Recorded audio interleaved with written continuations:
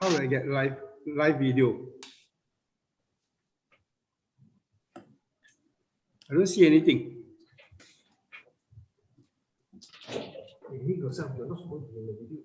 Okay.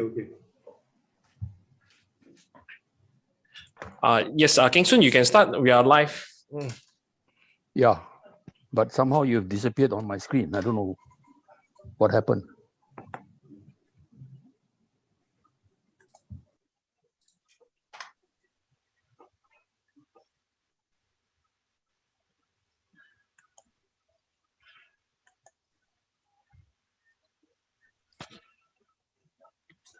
Hello. Hi, everybody. Welcome to FOSG's third Zoom meeting, Zoom session. This session will be on the to address the question: is it time to liberalize the Singapore media landscape? We have actually 6 very interesting speakers. First is Cherian George, who is in Hong Kong. He's a media professor of media studies. We have Balji, PN Balji, who is a veteran of the Singapore media landscape. Then we have Toh Han Shih from South China Morning Post, and he's also a veteran, but based in Hong Kong. Then we have Terry, who is an independent media outlet in Singapore. And then finally, we have Kirsten. Kirsten Han is a freelancer. Before we go into the speakers, which I will call upon in the order that I have introduced them, let me just say a few words from my own direct personal experience.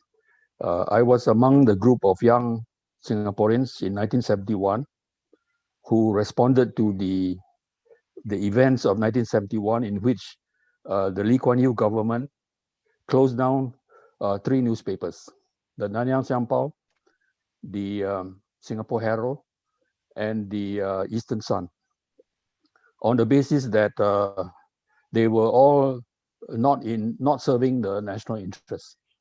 Firstly, because Nanyang Siampao was accused of being whipping up Chinese communal sentiments, and that's a no-no for Singapore. The Eastern Sun was accused of being a Chinese Communist Front operation in the person of Okao, who is the owner. Okao, by the way, is a relative of the Aw Boon Haw family, and Sally Aw Sian was actually directing the policy of the newspaper from Hong Kong. And then there was a Singapore Herald, whose editor was a guy called Francis Wong, who was a rather independent spirit. He used to write for the Straits Times under the name of Wong Jilik, rather critical and rather analytical. When the licenses of all 3 newspapers were removed, they automatically had to close down. In the case of the Singapore Herald, a group of us decided to take over the paper as a cooperative, because the accusation of the Singapore Herald was that it was a CIA front operation, because the Lee Kuan Yew charge was that it had received $2 million of unsecured loans from Chase Manhattan Bank. And therefore, the suspicion is that it was a US CIA front operation. And it also happened that Francis Wong was not a very obedient editor. There were news items that he was told specifically not to publish, but he went ahead and published it. And so license was withdrawn. There was a huge public reaction to it, to the closure of the Singapore Herald, and lots of people donated a lot of money to the paper. Some of us were rather dismayed by this, because the paper was in receivership and all the money would have gone to the receiver.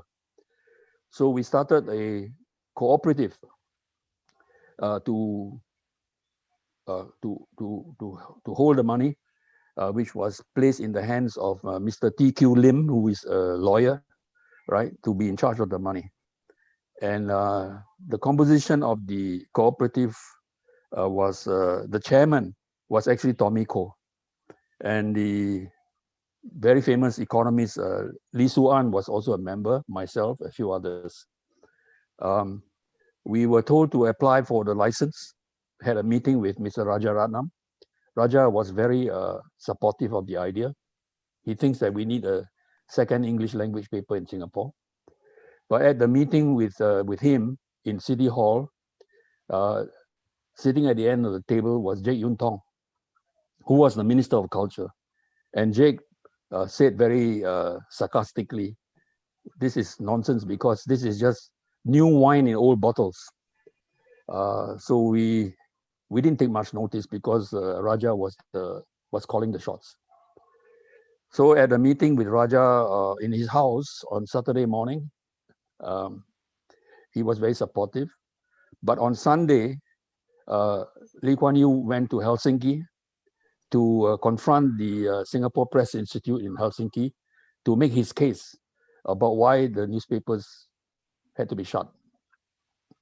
And when he was asked the question by one of the members of the International Press Institute, what is your response to the effort by the Singapore Herald Cooperative to buy over the paper?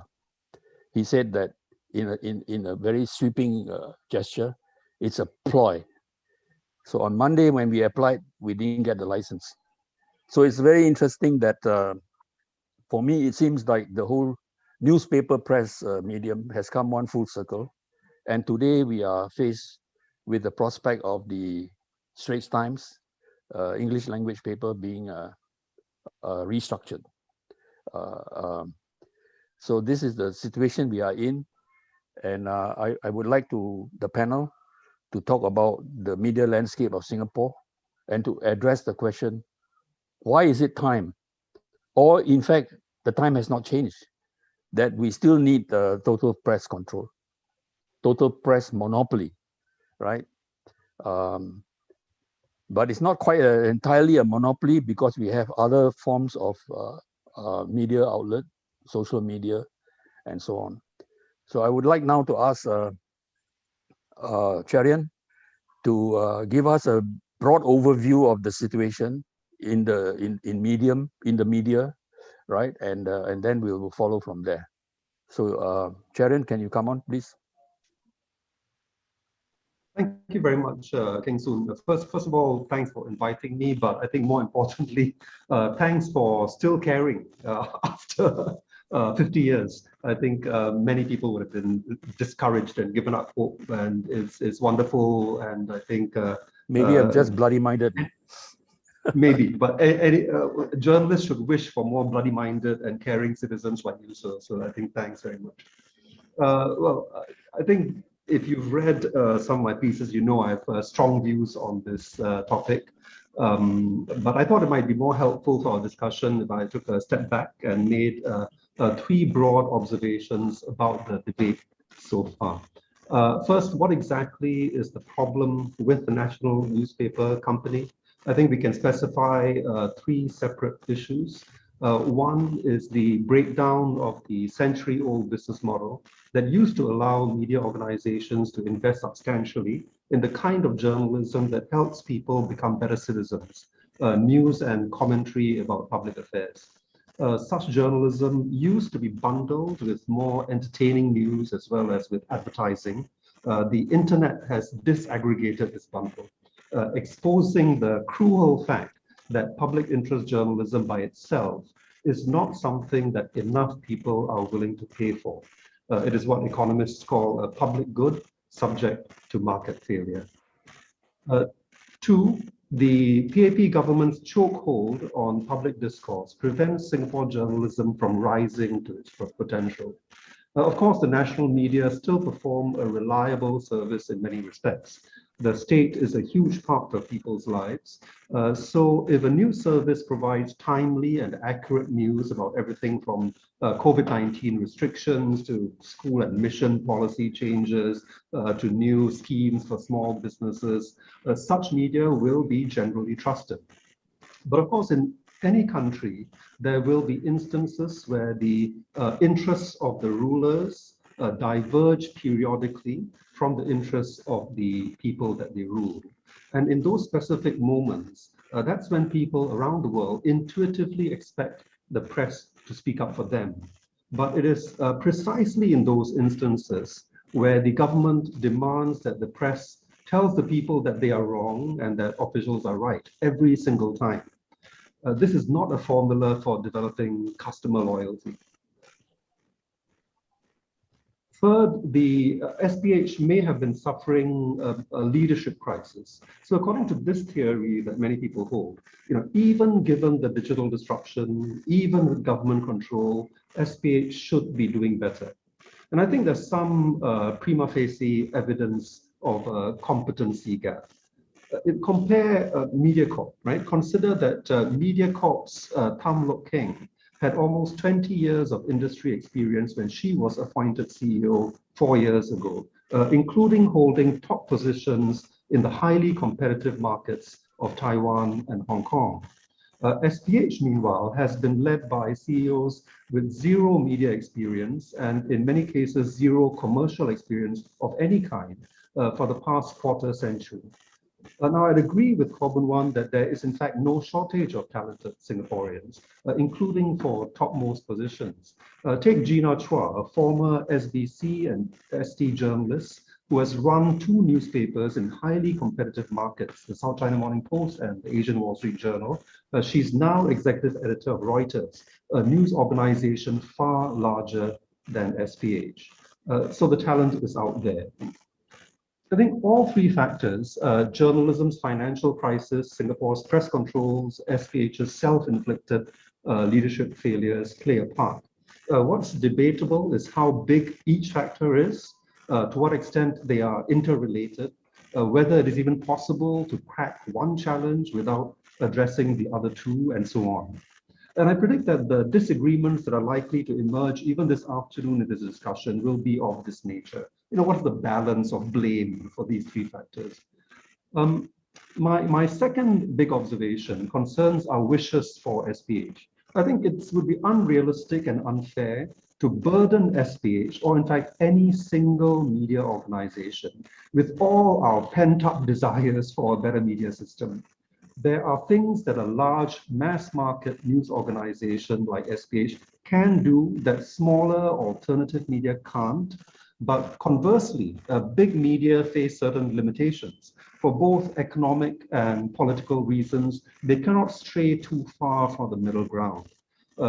Those of us who are further from the center, whether it's liberals and progressives like me, or say religious conservatives, can't realistically expect SPH to champion our worldviews.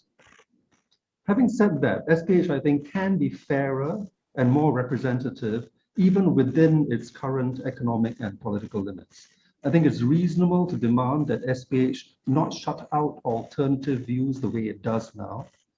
Even if we concede that SPH titles need to gravitate towards the mean, it is reasonable to expect it to allow for more standard deviation, to stick with the statistical metaphor. Even if SPH has to broadly align itself with government agenda, it could still give a much broader platform for contrarian views. And I think this is where even insiders and former insiders, including journalists who are not anti-government, do have a problem with the status quo. It is understandable that a national media would lean gently towards the PAP, just as most Singaporeans do. But it can afford to do this less unthinkingly. I think a paper that insults the intelligence of its readers routinely does the government no favors. There is, of course, a point beyond which SPH and MediaCorp cannot go. And I think to condemn them for not going further is like blaming a caged watchdog for failing to stop an intruder. It's not the watchdog's fault that it's caged. The hard political limits within which media are forced to operate is not something that SPH in whatever form can unilaterally address. We, the people, need to work that out with the government, which brings me to my final observation concerning the role of the public. We've seen a strong public reaction to the SPH announcement a couple of weeks ago, and this forum is a manifestation of that. But I'm skeptical that people actually have the patience or resolve to make a difference. There is a big difference between the slacktivism of sharing memes or buying umbrage merchandise and the serious work of a citizen movement for media diversity.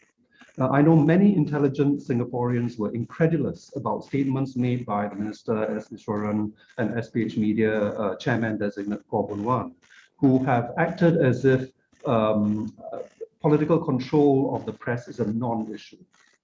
I think it seemed to many people like the establishment is in denial. But I want to suggest that maybe they have a firmer grasp of the situation than the critics do. From a purely political point of view, was Iswaran wrong to claim that the system ain't broke? Is the PAP wrong to bet that Singaporeans, after loudly complaining, will quickly move on? Think about it. Even though SPH restructuring is quite radical, the main bones of contention are actually nothing new. Singaporeans have lived with the PAP media model in the past. Why would the future be any different? Many claim to be unhappy with Khaw Boon Wan's appointment as chairman, but he's just the latest in a 30-year line of trusted ministers and mandarins managing the media. People got upset before too, but the disquiet died down. Why should this time be any different? Many are also unhappy that the media industry is a closed shop, that the national media are protected from competition, but this is nothing new either. Voters knew this when they went to the polls the last 13 times, and each time they overwhelmingly endorsed the PAP that has openly, even proudly declared that it is against press freedom. The biggest change this time is the decision to help finance SPH with government funding. But how new is that? That's always been the case with MediaCorp. And think about the public funds poured into thinly disguised political campaigns like SG50, including in the run-up to elections. Think about the state's use of paid influencers and covert methods of computational propaganda. Think about pro-government trolls that harass and incite hate against citizens who are classified as political opponents. Officials haven't renounced or denounced such practices, nor have they denied coordinating or indirectly. So all in all, SPH Media will certainly not be the first time taxpayers are indoctrination and manipulation. Singaporeans know all this and seem not to care. So this PAP is out of touch with reality. It seems that it's the public that's in denial. I mean, of course, you may say that people are helpless, but I don't accept that. I'm glad Kheng Soon reminded us of what his and his comrades did 50 our moderator, right? 50 years ago this month, as he said, when a small newspaper titled the Singapore Herald was threatened with closure, Kheng Soon was part of a small group of concerned citizens who tried to mount a rescue bid. They set up a Singapore Herald Trust Fund. So yes, 50 years before SPH, they landed on the idea of trust-owned newspaper to operate the Herald as a 100% Singaporean newspaper, independent of any political party. They were too late. Next Friday is the 50th anniversary of the newspaper's death. But the principle remains relevant. If citizen-dependent media online, not just with commentaries and very occasional original reporting, but with daily news coverage of national affairs, like Rappler in the Philippines, Malaysia Kini in Malaysia, The Wire and Scroll in India, The Reporter in Taiwan, there is no major legal and regulatory hurdle stopping them from doing it. The main impediments are in the public mind. Singaporeans continue to delude themselves that high-quality journalism does not need to be paid for. They will pay for Netflix and football channels and Spotify and video games, but they think the news should be free. They think they don't need large teams of journalists whose full-time job is to keep track of matters of public interest, because Facebook and WhatsApp friends will tell them what's going on. So in summary, I think we're suffering from a triple denial. The public The government refuses to acknowledge that it is part of the problem. Newspaper managements protected from competition won't acknowledge their own inadequacies, and the public is in denial about its own complicity. Journalism's market failure is at heart, I think, a moral failure on the part of citizens who will pay for media that turn them into obedient consumers in the capitalist system, but not for media that will make them more engaged and better citizens. Thank you. Well, thank you very much, Cherian. At some point, maybe we should, maybe Balji can clarify, and you also, because Cherian was in Straits Times before. What is the implication of A shares and B shares in Straits Times? Ordinary shares do not have any say, any vote on management policy, and the B shares are the management shares, and they have the control over management. So that needs to be clarified. So Balji, can we rely on you to educate us about what is actually happening in Straits Times? You have been you are a veteran of the Straits Times. You have spent so many years of your life in the business times and also in many of the spin-off versions of Straits Times publications. So Balji, thank you. Thank you, Kheng Soon. Let me first clarify that my stint in the Straits Times was very brief. I think maybe 3 years, and that was more because of an accident than anything else. I was in the New Nation, and before that I was in the Malay Mail, and New Nation had to be closed down, and we in New Nation had no choice but to go to the Straits Times. So it was more a forced entry into the Straits Times. And I must also say that was my most difficult period in my journalism career, because I had always worked in underdog publications, and to go into a kind of a very straight-jacketed newspaper with a straight-jacketed newsroom structure was very, very difficult for me to adjust. So when the opportunity came, and when the new paper was being started in 1988, I jumped at the possibility of joining new paper, and I've remained an underdog for the rest of my life. So I would be, I can still talk about the Straits Times, but I can talk about the Straits Times because even when I was in a new paper, I had a kind of an observer's point of view to the Straits Times, because there were many, many meetings that I attended, which was chaired by the editor-in-chief, which involved the Straits Times.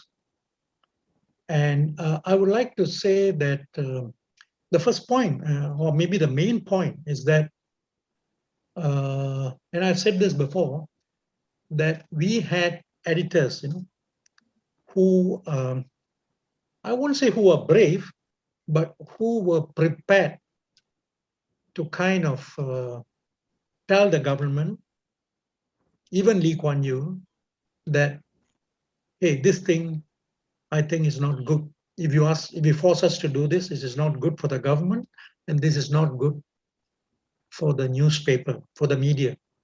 I mean, the examples have been publicized in, especially in Chung Ip Seng's book, and about the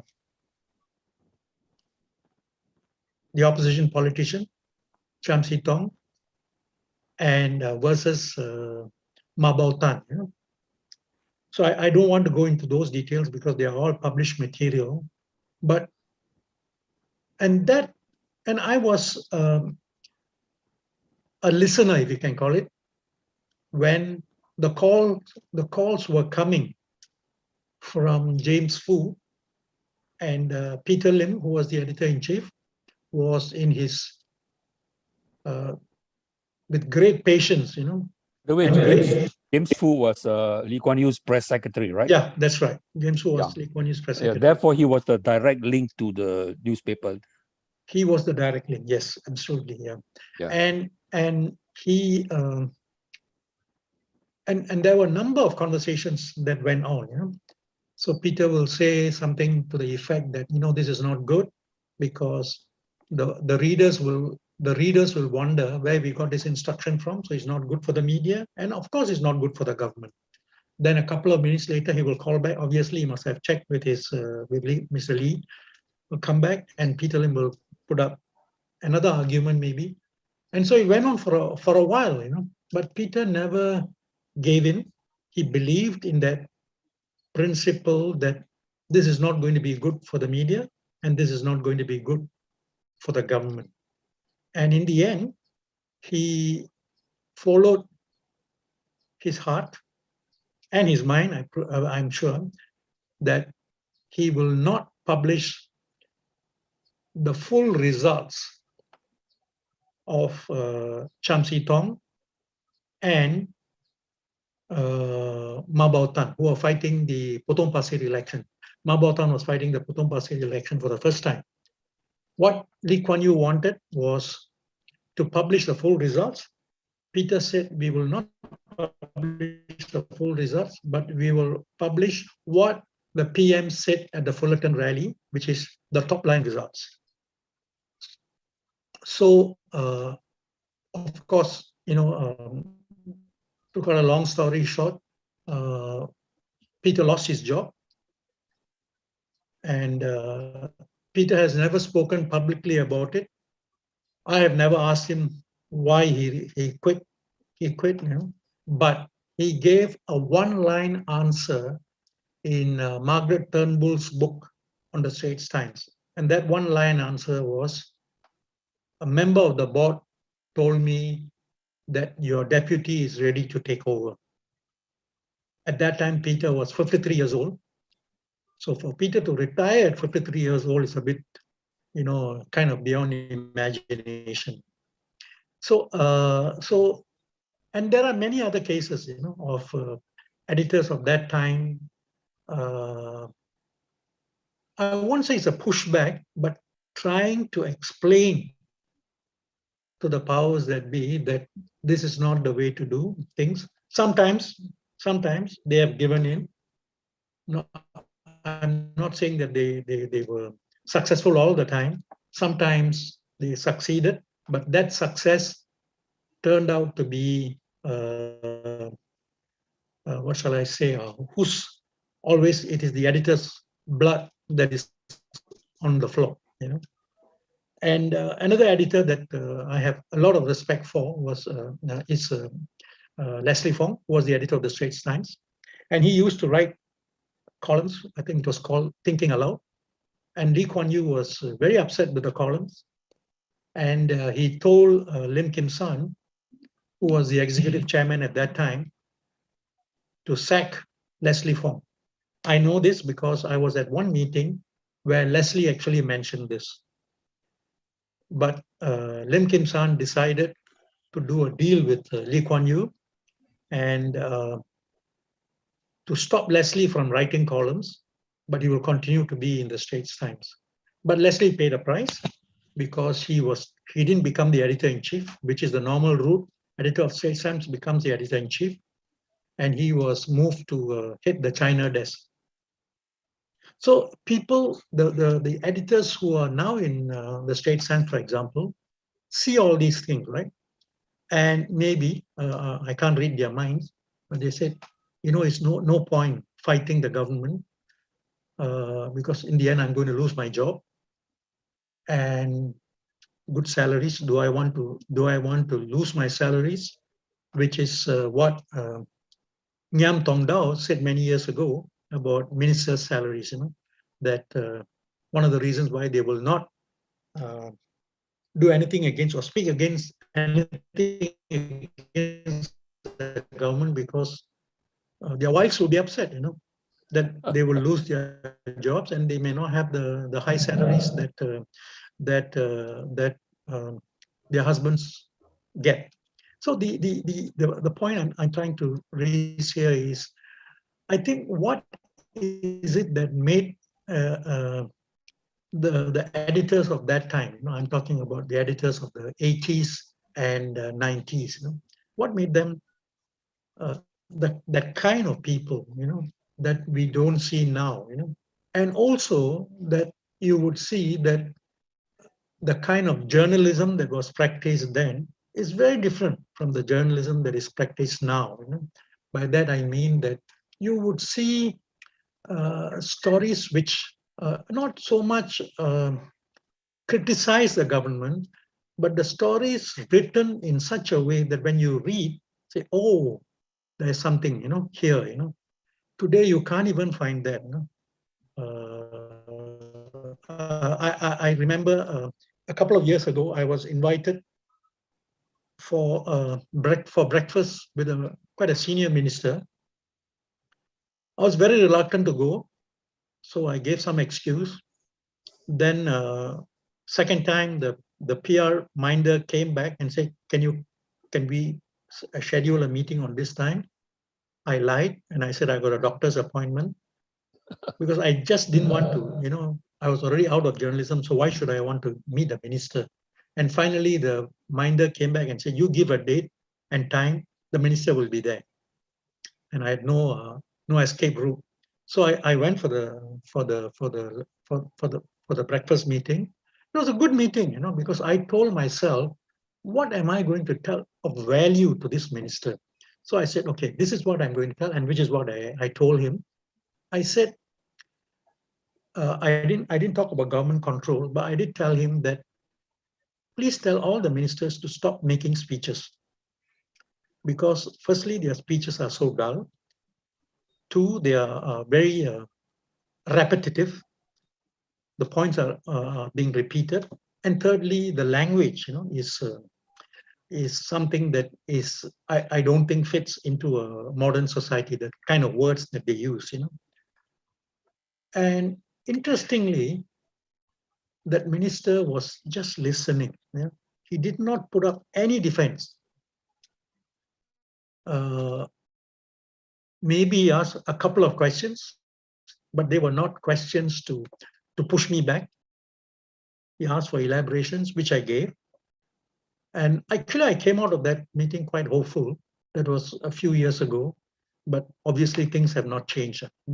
So maybe this minister that I met had tried to do something, and maybe the cabinet didn't approve, or somebody else didn't approve. So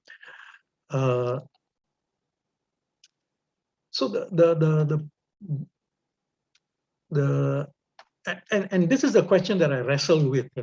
I don't have an answer.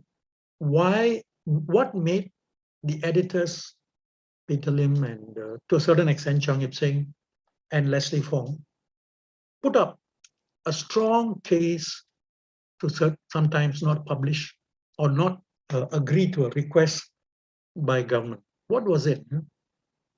I don't know. I don't have an answer. Maybe some of you or some people who worked in SPH may have an answer, but I don't have an answer. And of course, not to forget Han Fo Kwang, who was the editor of the Straits Times. And the 2011 elections, the coverage in the Straits Times was, to my view, one of the fairest in recent times. And what happened to him? Soon after, he was removed, and Warren Fernandez was brought in as the editor. Then he became, as the editor, then he became editor-in-chief. First time that in SPH in a long while that we have both the editor-in-chief and the editor in being one man, or one person. So, and people down the line in SPH or in other organizations see this, right? They see this and say, why do I want to affect my future? So So I go back to the basic question that we had. Don't go away with the impression that we never had editors who were prepared to push back, and we had. I don't think we have any now. And of course, there are some occasionally columnists who write some things which kind of forces me to, hey, what is this? Is there something? Is there a wind of change? That is blowing through the Straits Times, or what? So coming to the original question about liberalization of media, right? I just want to add a certain kind of a historical perspective. 2000, the government actually used the word liberalization and said we want to liberalize media, and that's when, of course, and their definition of liberalization is give SPH licenses to start 2 TV channels, give MediaCorp a license to start today, but the only product that is still surviving is the Today online. It was a newspaper, but it's now online, and it was a drastic failure. And how many people's lives were affected as a result of this? How much of money was thrown down the drain? So a good friend of mine told me many years ago, it's not liberalization, it's proliferation. Yeah, we have more TV channels, maybe an extra newspaper, but this is not media liberalization. And I just want to add one more point before I stop, and that is when I was involved in the startup of Today, in starting Today, and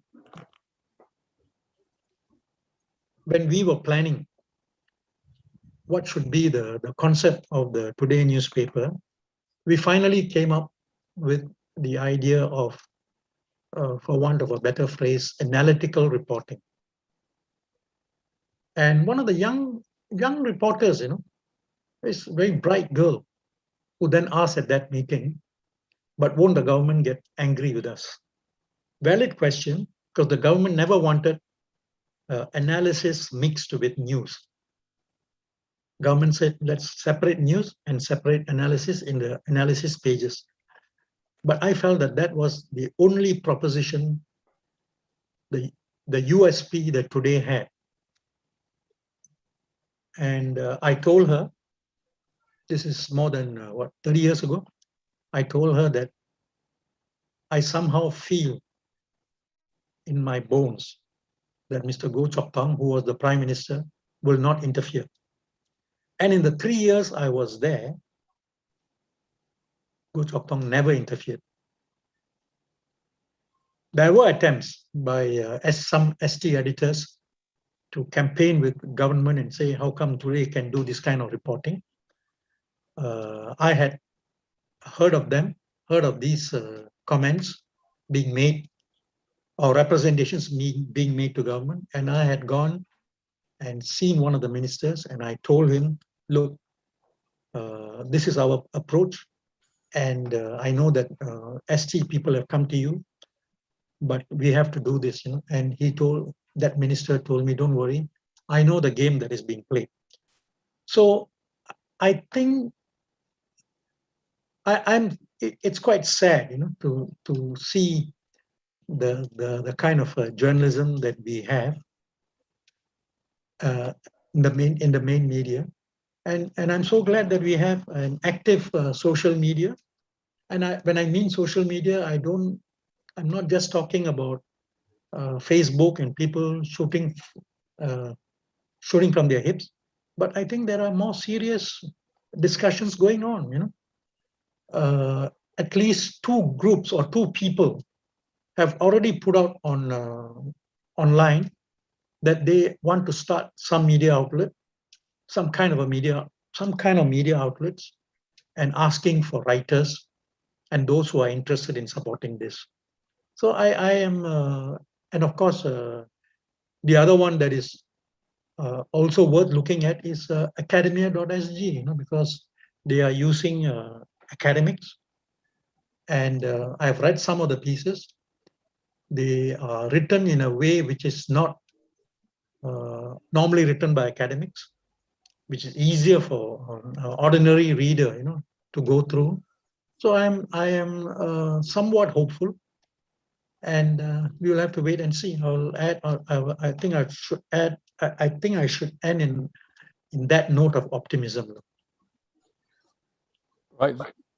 Thank you very much, Balji, for this rather intimate account, which I think many of us are hearing for the first time from the inside. Of course, we have there are rumors circulating around about the extent to which there's self-censorship, and there's also direct intervention by government. But you made some very important points about the wordings that the ministers use does not suit the modern times. I think that's a very interesting point, which I think needs to be discussed further. Secondly, is the point about analytical reporting. This term makes me recall a very influential journalist in the 80s, right?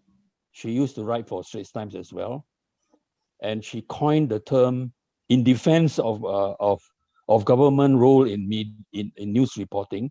She used the term developmental journalism, which was quite a euphemism for propaganda. Yeah. Just another point about Leslie Fong.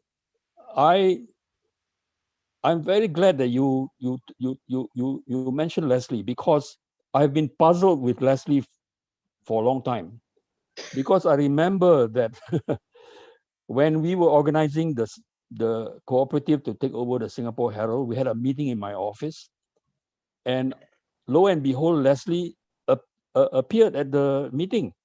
He was not invited, but he just came in, and he said something which was very startling to me, and that is, I wish I was free to be able to participate. And that left me puzzled for the last 50 years.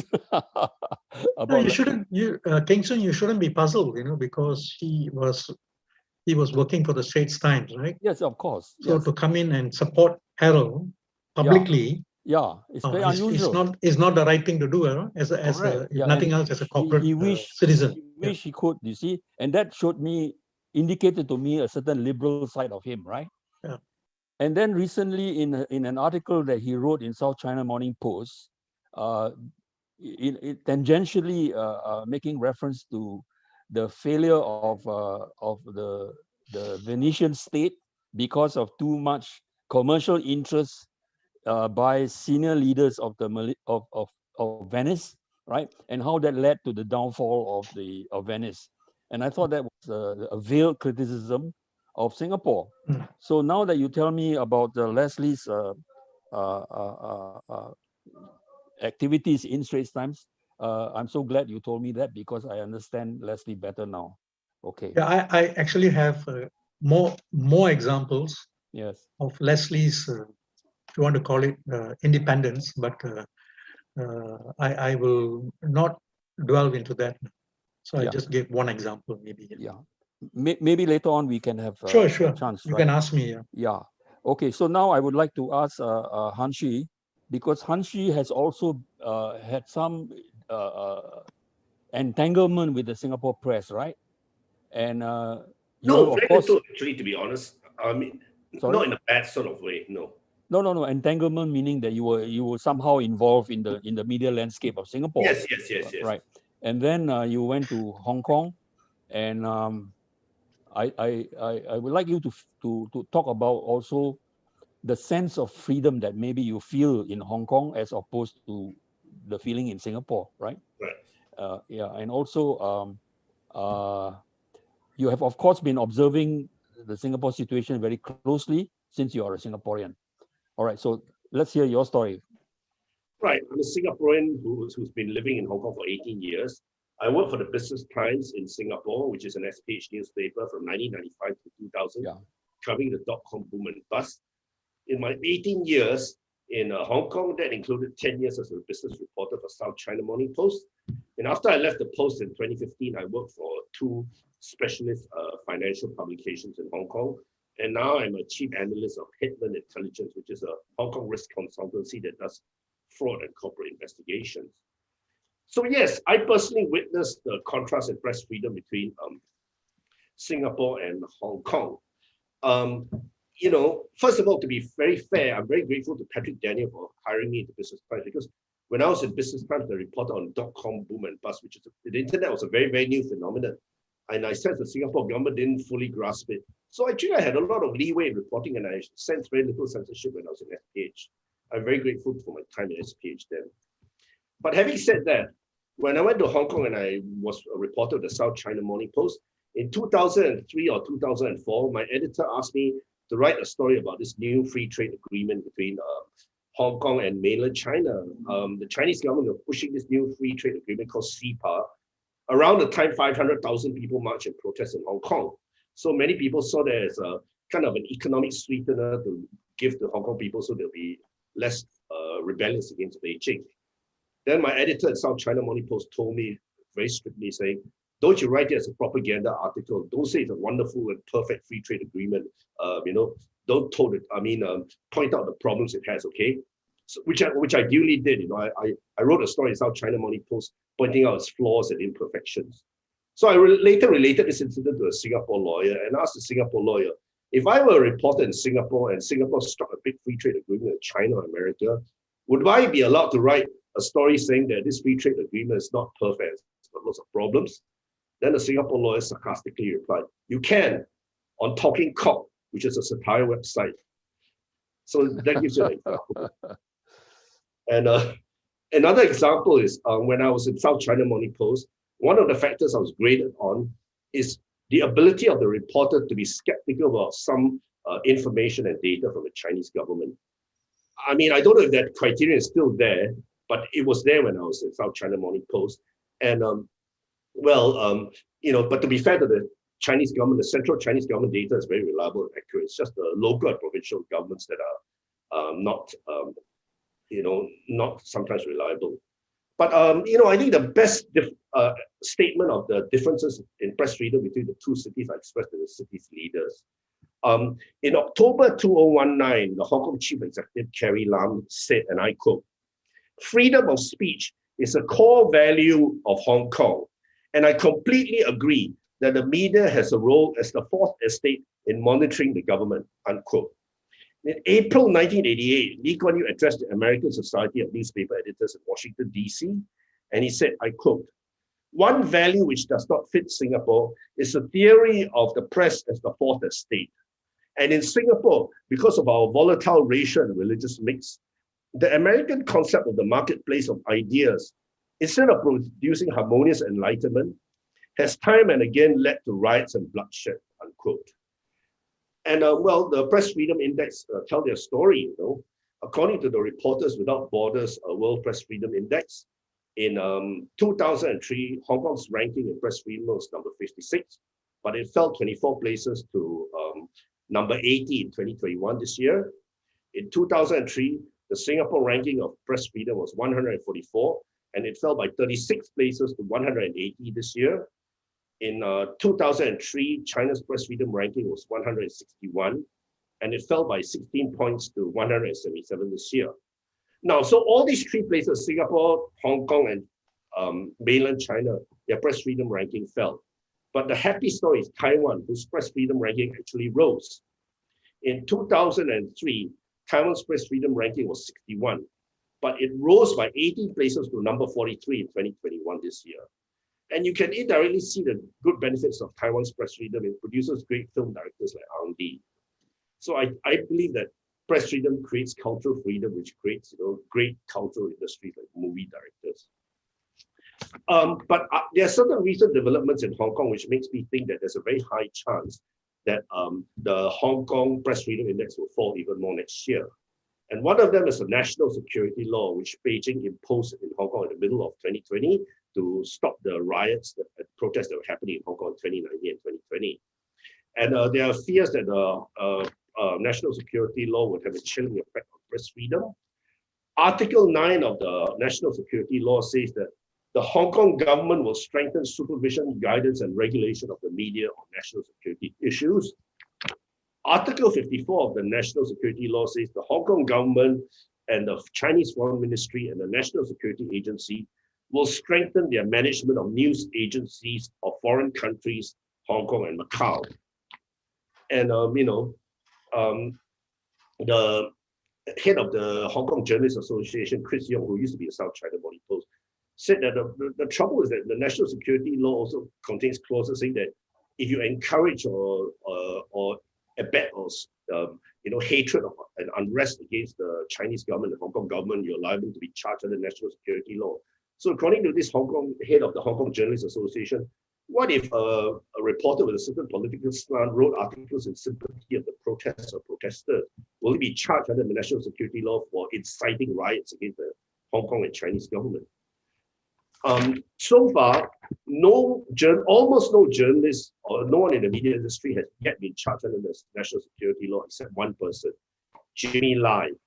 He's the Hong Kong tycoon who owns Apple Daily, which is a fairly anti-Beijing newspaper. He now faces 2 charges under the national security law. His shares in Apple Daily have been frozen, which leads to lots of fears that the business of Apple Daily will suffer because of that. And he's right now serving a 2-year jail sentence for 2 offenses related to protests. And he, on May 17, pleaded guilty to 2 other offenses related to illegal protests. And then there's RTHK. RTHK is Hong Kong's broadcasting agency, which is modeled on Britain's BBC, supposed to be like BBC, it's owned by the government, but it has the freedom to criticize the government and to be independent of the government. And in the old days, there were quite some exchanges between BBC and RTHK. BBC would train RTHK staff. But recent developments have led to a lot of demoralization. Recently, the Hong Kong government has put in a lot of new management in RTHK, while a lot of the old management and editors and some of the journalists have left RTHK. For example, Nabella Cruz, a woman in Hong Kong, is an RTHK reporter who asked Carrie Lam some very hard questions. Her contract was not renewed earlier in May. And also, recently RTHK scrapped a number of talk shows, but RTHK announced from April onwards, Carrie Lam will have her own special talk show on RTHK. So, this is, I think, has some bearing to SPH because SPH sold its loss-making media arm to the Singapore government. So the question is, will SPH media under the Singapore government be like BBC, owned by the government, funded by the government, but free to criticize the government? Or will it be like state media like People's Daily in China? Or will it be something in between like RTHK, And one of the reasons why I think Hong Kong government was wise to make press freedom of expression a core value of Hong Kong is it's really served Hong Kong very well as a financial hub. It's one of the reasons why Hong Kong is one of the most important financial hubs in the world and one of the top 3 stock exchanges in the world, along with London and New York. Because China's huge and booming economy has attracted lots of foreign investment and lots of foreign money to China, but Hong Kong is very often a gateway to China for these foreign investors. But foreign investors want accurate and clear information on the Chinese economy and Chinese companies, which they sometimes do not get in Chinese state media. So Hong Kong played an important role with its press freedom by allowing newspapers like the Wall Street Journal, South China Morning Post, Financial Times, Bloomberg and Reuters news agencies to offer an objective and investigative and in-depth probing of what's the real situation with the Chinese economy and the Chinese companies. And this is where I think there must be room for more press freedom in Singapore. Because right now, foreign investors perceive that Hong Kong is becoming more and more like mainland China. So there are reports of some money and some multinationals and some international bankers and lawyers moving from Hong Kong to Singapore. So Singapore's getting a piece of Hong Kong's action. But in my opinion, to truly exploit that advantage and to truly get more of that piece of the Hong Kong and China action, the Singapore press needs to open up more, because the foreign investors want accurate and objective information on the economy, not only of Singapore, but also of China and Asia at large. I mean, if Singapore's press was reduced to the level of Chinese state medium, I think it would be a disservice to the foreign investors who are hoping to invest in China from Singapore. So that brings me to the point of what Lee Kuan Yew earlier said, that, race and religion is an excuse to curb press freedom in Singapore, which also is the current position of the Singapore government. I mean, this is one example. And another example actually is Singapore's relationship with China. Although I must admit, it does involve a certain element of race, because Singapore is the only majority Chinese country outside of China. And yes, it does involve some racial elements, because one of the reasons they closed Nanyang Xiaopao was accused of whipping up China's sentiment. But having said that, I do believe Singapore needs a free press to report properly on China. I mean, one example is the Singapore establishment is very divided and internally conflicted on how to handle China. You have two members of the Singapore establishment, Kishore Mahbubani and Kausikan Bilahari, who are loggerheads with each other. Kishore is very pro-China, while Kausikan is quite anti-China. I mean, if the Singapore establishment cannot agree on how to handle China, you need a free press to report on all the nuances and the different angles and the complexities and the subtleties of Singapore's relationship with China, because Singapore's relationship with China is complex, not simplistic. And you need many angles, and there are many different ways of looking at it. I mean, hypothetically, okay, this is a hypothetical situation. Supposing in future you had a hypothetical future Prime Minister and Foreign Minister of Singapore who seriously messes up the relationship between Singapore and China. For example, say a 7th or 8th generation Prime Minister of Singapore who really puts Singapore-China relations on the wrong footing, and something bad happens between Singapore and China, like China imposes severe economic sanctions on Singapore, and China even goes to war with Singapore. If you only had a obedient press that just echoed everything the hypothetical future Prime Minister said on China, I don't think that would be a great disservice of Singapore and Singaporeans.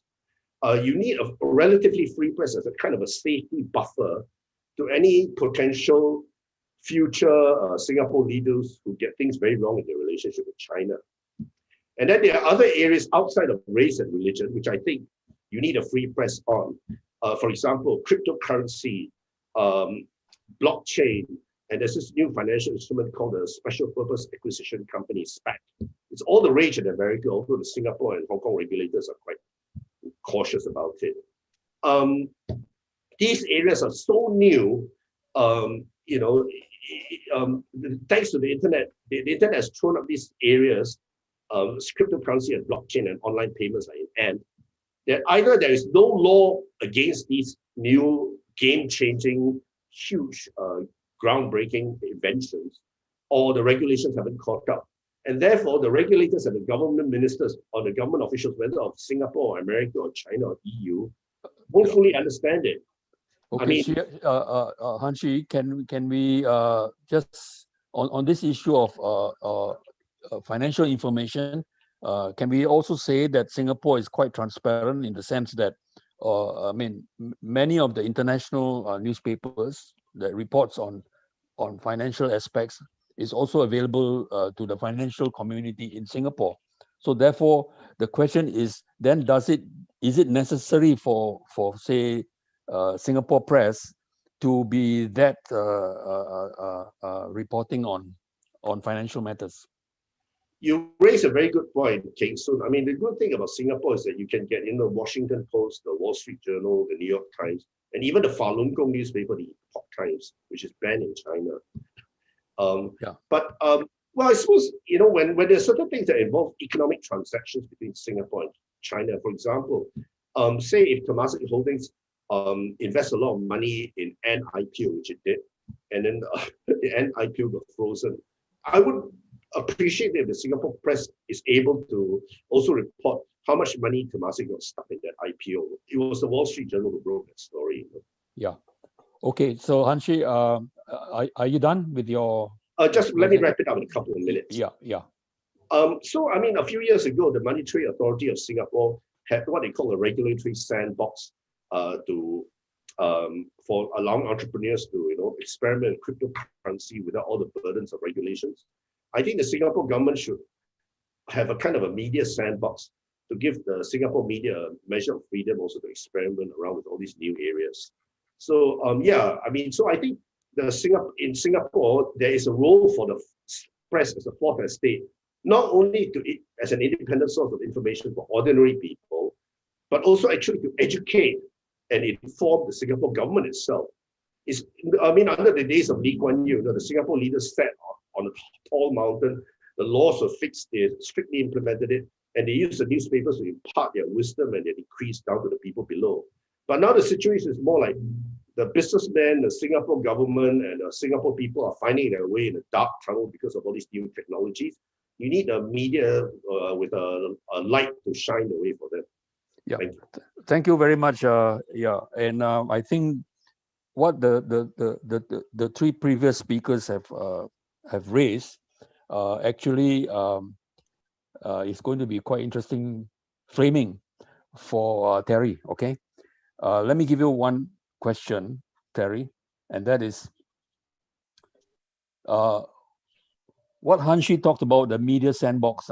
My sense is that TOC is a media sandbox, in the sense that to give you a concrete example, and I like your comment about it, and that is when you recently interviewed Paul Tambaya on his ideas and his knowledge concerning how to treat the COVID-19 situation in Singapore.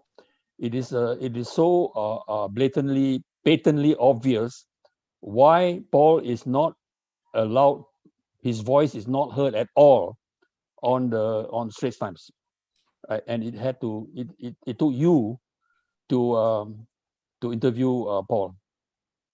So over to you, Terry. Why did you do it? On that point, I think we have to note that Professor Paul Tambaya was initially invited to go on different programs, including on the radio, to talk about the COVID pandemic and how to manage the issue. It was subsequent later that you don't see Dr. Paul from being raised up. I believe people from the media would know that definitely there have been some instructions given not to approach Dr. Paul and have his inputs as an infectious disease expert. Instead, what we have is Dr. Leong, who has been keep on being invited onto media interviews and giving his side of the story. It becomes like he's the Eugene Tan equation. He's equivalent to the Eugene Tan when talk about commenting on political issues. So on that, I don't think that TOC is really something that you would want to refer to as a sandbox. I would probably refer to publication like Rise Media Mothership as more sandbox. Reason being, they have a proper system in which they have funding coming in that would seat their operation for the next couple of years, while they try to build up the content and also the followers, the viewership, the subscribers. Whereas for TOC, it is more of an ongoing effort by volunteers, individuals who along the way think that, okay, I have time to contribute, and after a while will drop what they are doing and go back to life. It's more of a movement rather than a one finite media publication. Of course, I would like to say that I'm in the process of doing it, but it seems that it's really hard. On the basis that I don't have the kind of financial support as what the publication that I've highlighted. And also at the same time, you have pressure coming from the establishment from all sides. whether is it the withholding of press releases, and not recognizing TOC as a media, not giving TOC media accreditation, not inviting TOC for the press releases, and also all the others various charges or investigation that's put on us. So I think TOC is a it's a unique entity, if you would like to say it. It cannot be used as an example of how media publications should be developed in Singapore. You use TOSC as an example, very likely that media publication will fall. Because it is not sustainable. You cannot expect a person to hold a position, because as many of you know, I've been running TOC alone since 2016. So you cannot expect a person to bear the kind of burden not being paid for a long period of time, and then bear with all the kind of intimidation that's found against this person. It is not sustainable. That's on the point of the sandbox. Okay, so you have a box, but not much sand. Yes. I like that. I like that. Yes. Okay. Yeah. Anything else you want to add? I actually have a script in front of me, but since you asked, it just ran off. I frankly, I don't have much to add in terms of the given that the insights that's provided by Balji and Professor Cherian George. So I would just like to say, if those people who know of the background of TOC was founded in 2006, December 2006, by a group of bloggers. And the reason of why they came about doing this publication is not for money, and they never got to monetize the thing. Is more for, this was in response to the way how elections have been covered. In fact, that in this particular instance, this was the December 2006 election. So one memorable image I think people still can see online is the image of the crowd at the Workers' Party rally, where Alex All shot and posted on his blog, Yawning Bread. And from this instance, you can see how skewed the whole coverage is. But as rightly pointed out by Balji, 2011's coverage was really fair. I also must admit to that. But of course, because of that, the chief was changed. So I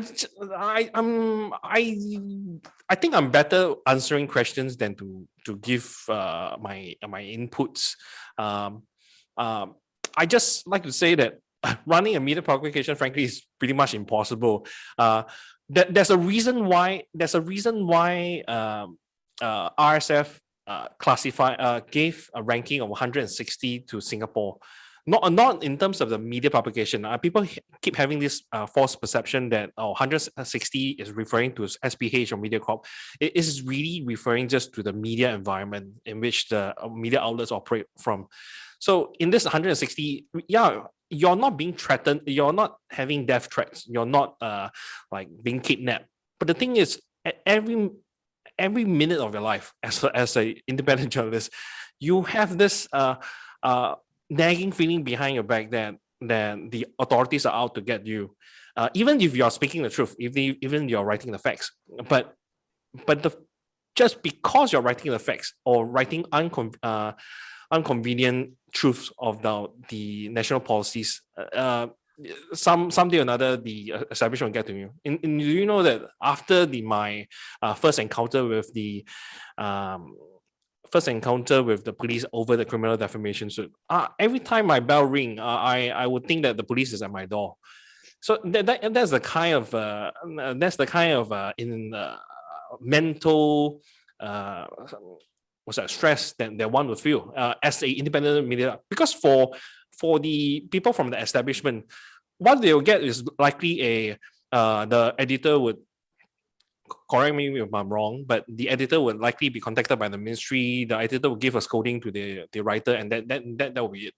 they would I think the issue of the culture of fear is, I think, a major underlying theme, which I think we are concerned about when we talk about the liberating the media landscape. It's really reducing the fear coefficient in Singapore, because fear is the greatest suppressor of creativity. And if Singapore is going to advance to a next level of economic well-being, I think creativity is so important. So thank you, Terry, for your courageous efforts, and you have all our admiration. Can I interject for a second? I realized I made a mistake. I said Singapore's press freedom ranking this year is 180. It's 160, so I got that wrong. Sorry. It's okay. Okay, can I ask Kirsten to come in? In marketing, for example, before Kirsten comes on, there's this concept of a guerrilla marketing, right? Where you have you strike in unpredictable moments in order to sell your product. So I think this is the kind of freedom maybe a freelance journalist has. So Kirsten, can you comment? Yeah, I think as a freelancer, I have more freedom to kind of choose the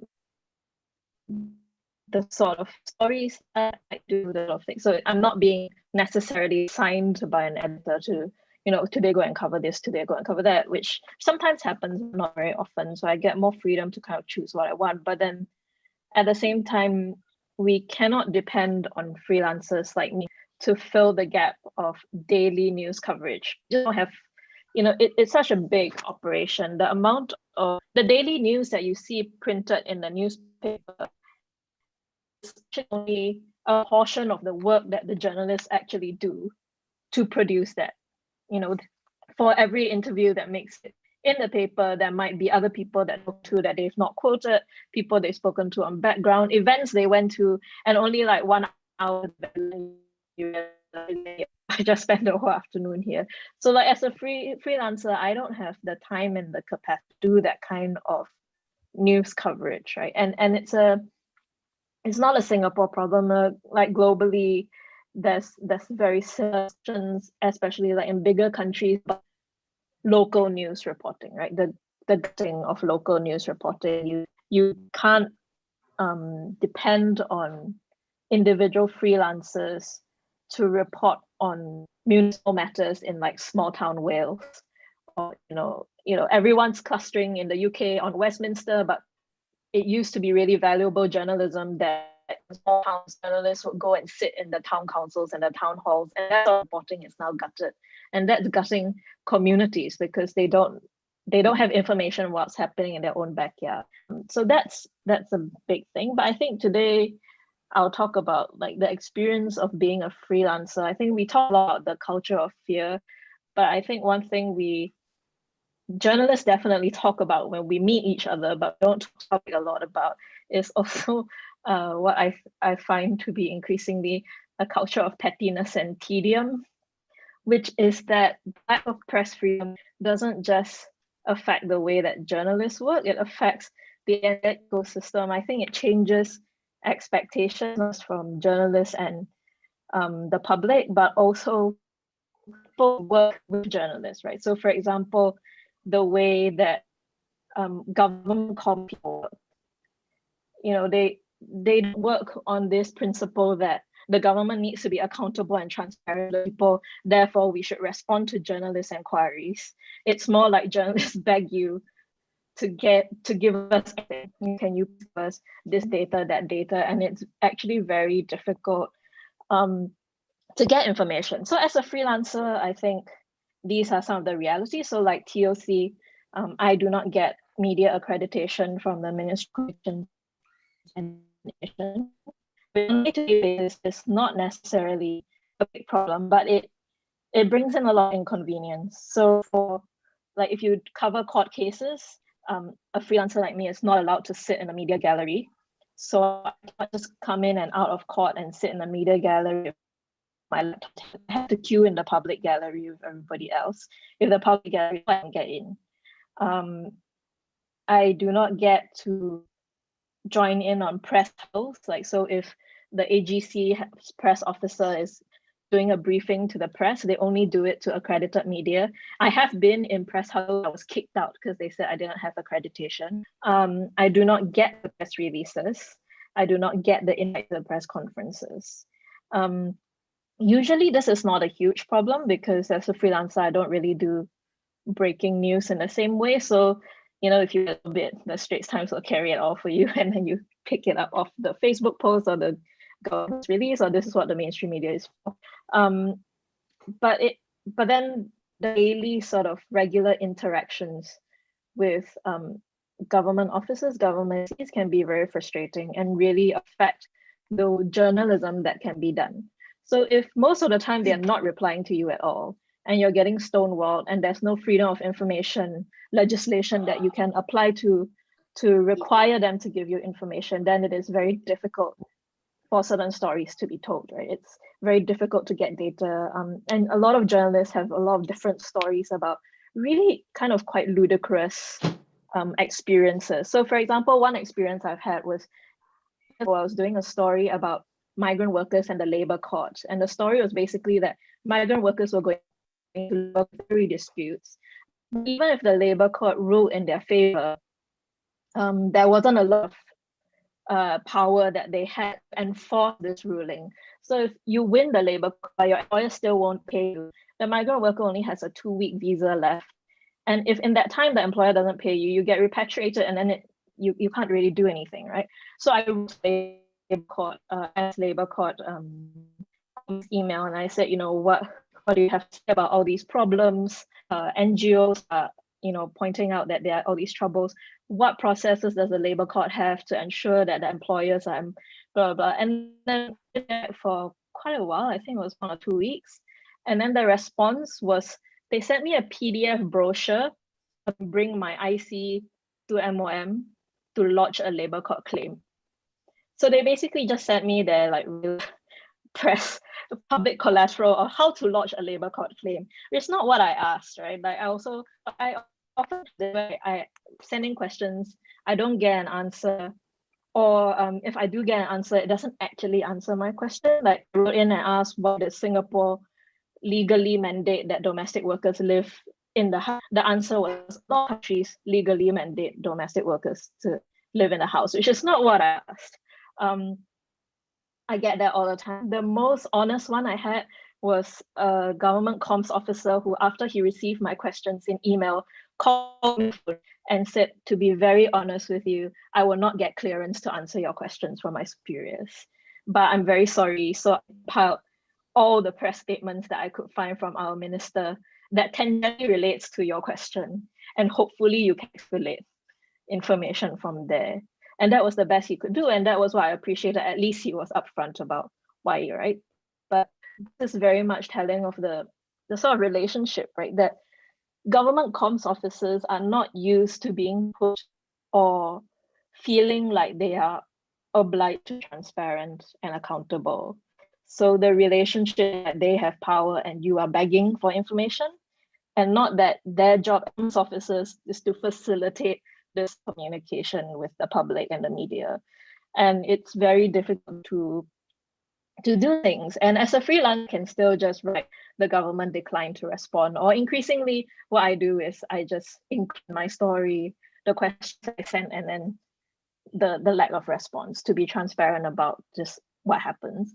But what I do hear from various publications that sometimes if you don't get a response from the government, the editor becomes very wary of writing story because they're afraid they will then later be accused of not getting the government's side of the story, having a biased story, not being fair. And so that becomes one indirect way to kill a story. So you don't have to censor it, you just don't read, and then sometimes the publication will not run a story because they cannot get a response from you. Things that have happened is if you write for the foreign press like I do, you sometimes get the ambassador countries writing letters to the editor, which which I think it's really they write a letter to the New York Times or to Foreign Policy. I'm not sure that they are expecting the reader of the New York Times or Foreign Policy magazine to really be convinced, but it's for domestic Singaporean audience to see the Singapore government is rebutting these claims. And you can tell it's the case because if that publication will not carry a letter in full, MFA will publish the letter and Straits Times publish the letter, and the letter itself will become a news item of coverage to rebut your story in whatever foreign press it is. There are situations, unlike other countries, Singapore does not have a strong association of journalists, local or foreign correspondents, to talk about things like press freedom. So unlike Hong Kong, where there's a foreign correspondence club that will issue statements about press freedom and will host, lunch talks or conferences that sometimes the Hong Kong government is very unhappy about, Singapore does not have something like that. We have a Foreign Correspondents Association. We also have a press club, which I've been informed is also a club. But they don't do work about press freedom, we can see. So we have this sort of entire environment where even the foreign journalists who write for publications uncontrolled like the Straits Times also have an eye on self-censorship because they are worried about their visas. And it's quite, I'm not happy about it, but it's understandable, right? Like foreign journalists have sent me of different postings that we get in different countries. It's a good place to be a correspondent. It's a comfortable life. If you have kids, they go to good schools. It's a very stable and safe place. It's a good base of stories in Southeast Asia. So I don't want to get kicked out of Singapore. And that affects the sort of stories that they write about Singapore. And I think, they try very hard, but they always have, you always kind of worry about that. So it's not just Singaporean journalists who are worried, foreign journalists are worried as well. So I think that's kind of the reality, like I think, I do worry, Terry, that you do kind of get a sense that every time someone knocks on your door, only two possibilities, right? It's either Foodpanda or it's police. And you kind of, you kind of live that with that sort of paranoia. But a lot of the regular stuff. Thanks, Kirsten. I think we're running out of time. We've only about 8 minutes left before we have to shut down at 5:30, right? I think it's time for some questions and responses from our viewers, right? Terry, I don't see any questions coming in. I can't see. Any of the panel like to address some of the issues raised? Can you check the chat? It's actually where? Okay, so Jin Jong's question. Jin Jong's question is, glad to hear all the inside stories being shared today. After hearing all this, how optimistic are we that there will be eventually an alternative independent newspaper if it's viable? Perhaps Balji could share from his experience running underdog public papers like TMP and Today on how such a paper is viable, given even if it was allowed. Terry, your question is whether we can this question is actually from Jin Jong. Sorry. Yeah. JJ's question, right? Whether, how optimistic is it? How optimistic am I or are we to see a very different kind of newspaper? Is that? Yeah, I think that's the gist of the question. Fine. Yeah. Short answer, no. Not in my lifetime, anyway. Anyway, I don't have that many years to live, so I would say our Singaporeans' longevity is about 85, so I have about 12 years more to go. And when the government says you have to die at 85, you better die, right? So I don't think I have. I'm not optimistic. I'm not optimistic because, as Cherian pointed out, that I don't think our population, our people, although they talk about wanting an alternative to the Straits Times, I don't think they are prepared to put the money where their mouth is. And without that, I think it's going to be very difficult. I think Cherian also mentioned the point about the kind of support that the PAP gets. And I just want to add, I can't remember, maybe Cherian can help. I can't remember one general election where people, or even the opposition parties, raise the issue of an independent press and made it into an election topic. I can't remember. Maybe there is, but I can't remember. So if my assessment is right about the opposition parties too, then why should they want to, I mean, without the support of the people, you cannot do much, right? Yeah, so that's my response. Can I just jump in here? The question of the culture of fear, right? And the response from the government side on control of media and so on and so forth. We also have a very strange phenomenon in Singapore where we have a few foreigners who are living or trying to gain PR in Singapore, who are extremely critical of Singaporeans, right? Basically, they are very vociferous. They're scolding Singaporeans for the infantile behavior and crybabies. Singaporeans are crybabies and so on, and they are given complete freedom to do so, right? And they have no sense of fear at all. Why is that so? Why is it that they don't feel any fear? Can somebody enlighten me on that?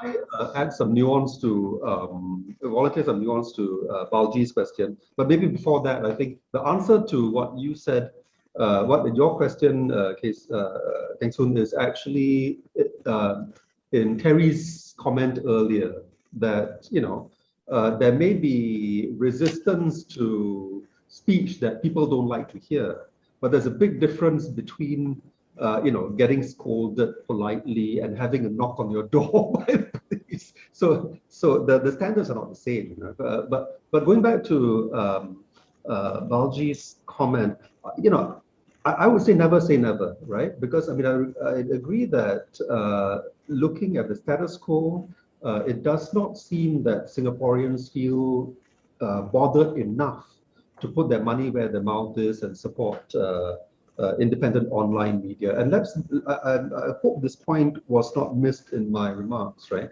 Although there is discretionary licensing when it comes to print media, in other words, we like Malaysia and a few other countries, operate under this extremely condescending system where citizens who want to launch a print publication must ask permission from the government. Yeah, and the government can say no without giving any reason. That applies to print media, does not apply to online media. There is no discretionary licensing of online media. So the only real obstacle to online media is people's willingness to pay.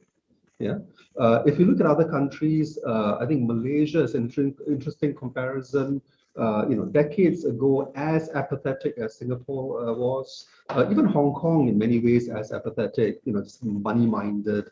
Like Singapore, but that can change. If there's a lot of divergence between the popular will and what the government is doing, you might well see Singaporeans being willing to support, largish commercial news media. Yeah, and on that point, Balji's lifetime. Yeah, on that point, I think media will survive us. I mean, that's the fact of it. I just chime in on this. On the point of people support, putting aside whether or not people would pay, and that there's no licensing for the online publication. Do you know that IMDA tried to ask us, which is they are asking us to justify why do we charge our subscribers? and this really bugs me because TOC is the only two of the publication in Singapore that is subjected to the current licensing regime under IMDA. So the other one is the Independent Singapore. So even if when you have viable what means revenue of a subscription, IMDA will still come after you and ask you to justify, okay, why are you charging $10 to your subscriber? Why are you giving them? I think this is something that they wouldn't ask Straits Times. So why are you charging $20 for your digital subscription when you can get it online free? And that's why they say to what IMDA wrote to me, saying that your publications are available online. Why are they paying us to pay this amount? So it's it is not just, so the difficulties operating independent media in Singapore is not just about financial viability. It's also whether the establishment is willing to support the development. Yeah, I think it's patently clear to everybody that the media environment is subject to political considerations, right? So it is not at all surprising that there would be differential treatment as you have reported. But I want to ask the entire panel, what about mothership? I understand that mothership has a huge readership, right? And very successful, particularly in the kind of language which Balji talked about, right? The kind of language we young people like to hear. So why is mothership so successful? What is its political and what is its business model? Can I just chime in first? I think to give some background. So every one of us, I think we all know that Mothership was started off by a foundation that's spearheaded by George Chio and Philip Yeo. This is the basis, and you can I believe they started off in 2012 following the 2011 general election, and it took probably about 3-4 years before they started getting any headwinds. And I think Kheng Soon asked about in terms of the sustainability on the terms of finance. If you look at it, I would dare say most of the income comes from advertorials, collaboration with the ministries. You can see a lot of sponsored content coming from the various government agencies, such as Ministry of Home Affairs, Ministry of Health, CPF, and etc. So this is something that we should be talking in terms of because in terms of today's topic, which is also on editorial independence, whether or not a publication would be swayed because of the dependence on a certain particular advertiser that funds most of the operation. As I know, I'm not too sure about the exact strength of the publication. It varies between like 40 to 60 writers. In comparison, for TOC, we have writers. We have about five writers. So this is just a backdrop. I will leave it to other panelists to chime in. Yeah. Well, my observation of Mothership is that ultimately it's quite a fairly pro-PAP paper, but not in a very sycophantic or blind way. And also, it's quite friendly and nice to the opposition. It doesn't vilify opposition politicians, but it's quite gentle in tone towards them. Yeah, and I think that the young people find that quite attractive. I think young people don't like the kind of hard adversarial tone, right? I teach at university, and I can sense that from the young people. They don't like the harsh, top-down, heavy-handedness, So Mothership is striking the right tone, right? So does it indicate a certain direction in which maybe a more independent media can go in that direction? Sorry, I chime in again. On this, right? On this, we have to remind ourselves what sets Mothership apart from other independent media in Singapore. For example, Rice Media and TOC, TISG, is that they also get invites for exclusive privileged press releases, press conferences, and they are also giving embargoed press releases. So I believe it was Balji who mentioned this, that 90% of the news in Singapore right, comes from the government. If the government refuses to give you privileged information, people won't see you as news. People will see you as reporting what the publications, the mainstream media publications are reporting. So if you were to look at Mothership's publication, there's a lot of attention, because they would believe that whatever comes from Mothership is from the government's mouth, which is no different from SPH publications. So we have to bear in mind of this privilege that they are entitled to.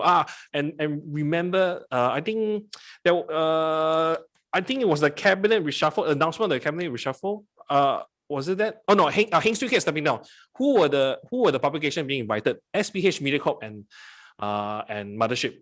But Yahoo wasn't invited, even though Yahoo is a substantial media publication in Singapore. So it is clear which publications in Singapore does the government trust. Yeah, that goes back to the situation which I try to define, right?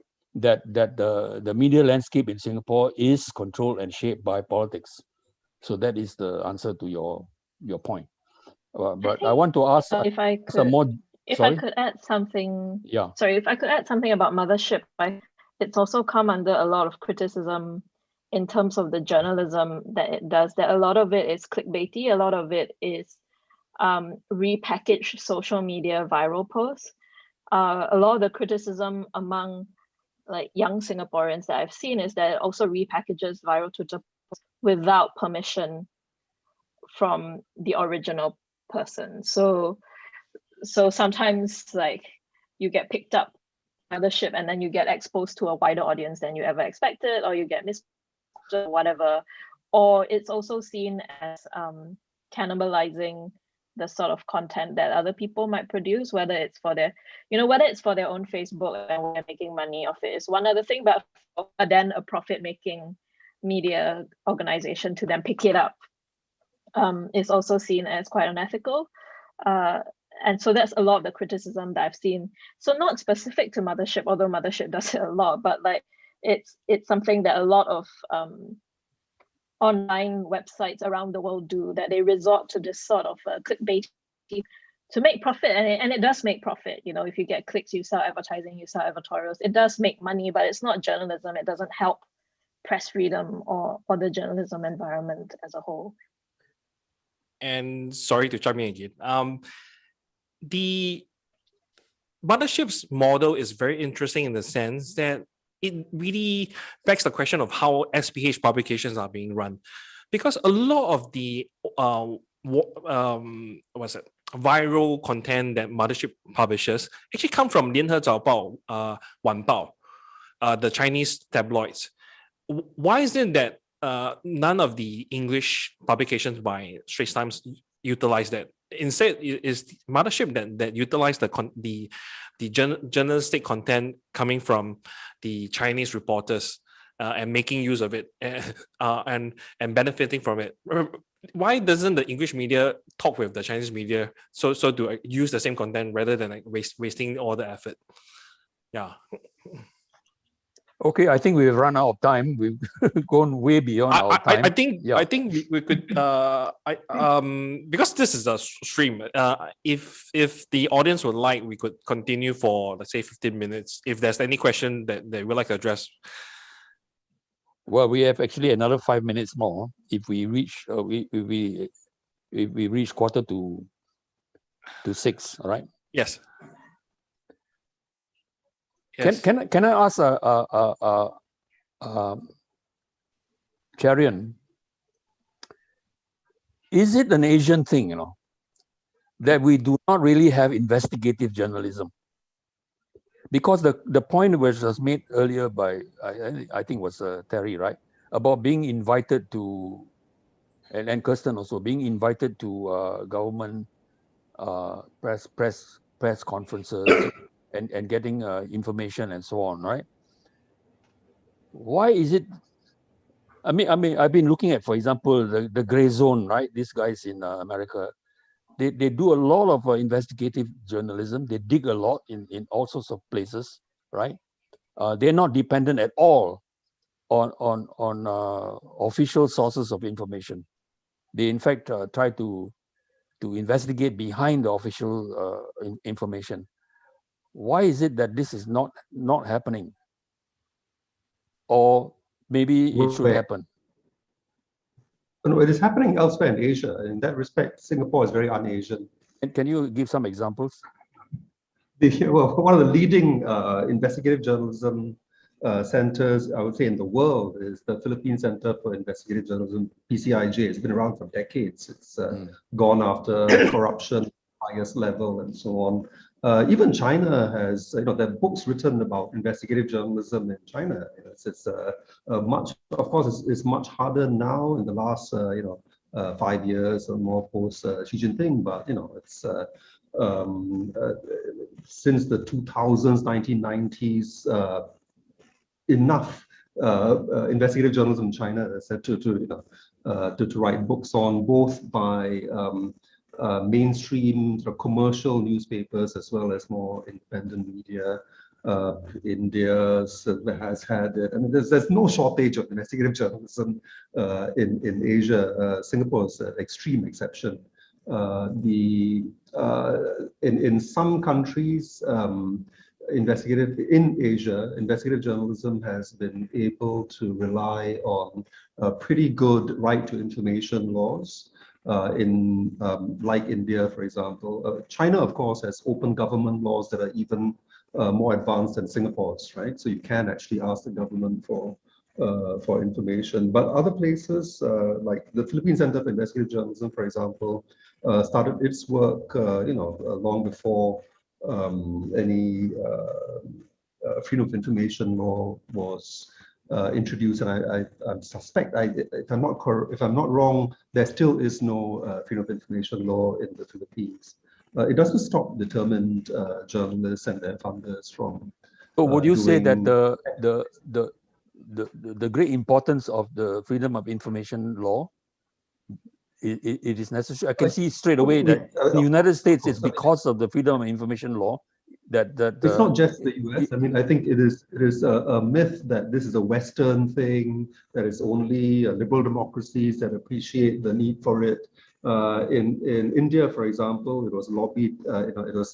This was a cause taken up by grassroots organizations who wanted to fight corruption at the local level. Find millions of dollars of aid money disappearing, right? In the broader field of freedom of expression, advances in open government, right to information, freedom of information have been probably some of the most important developments over the last 2 or 3 decades. Around the world. Some of the best laws exist, like I said, in India or Mexico and so on. It's not just an American thing by far, right? It's just that this is just one of the respects in which Singapore really isn't in sync with global developments. Yeah, this is apparently very, very clear in some of the questioning that's happening in Parliament, right? Some of the opposition questioners have been asking tough questions. And the minister has responded that, yes, let's debate it. But the problem of debating it is the lack of information. So how do you debate an issue when there's a total asymmetry in information, right? Government has all the information, and the questioner has little access to those information. So how do you question? So this is the point. I think maybe it is at this point that we need to come to a conclusion about our this symposium, this forum, is that for the future of Singapore, I think the consensus I detect is that the culture of fear has to abate. Otherwise, we are not going to be able to move forward. And in order to do so, there has to be certain regulatory amendments, right? Like, for example, freedom of information must be made available, right? And also that journalists, the licensing of a journalist should be much more liberal rather than rather selective, and also that the financing of media practice, right, needs to be much more viable. And of course, this ultimately is one circle, right? It comes back to the culture of fear.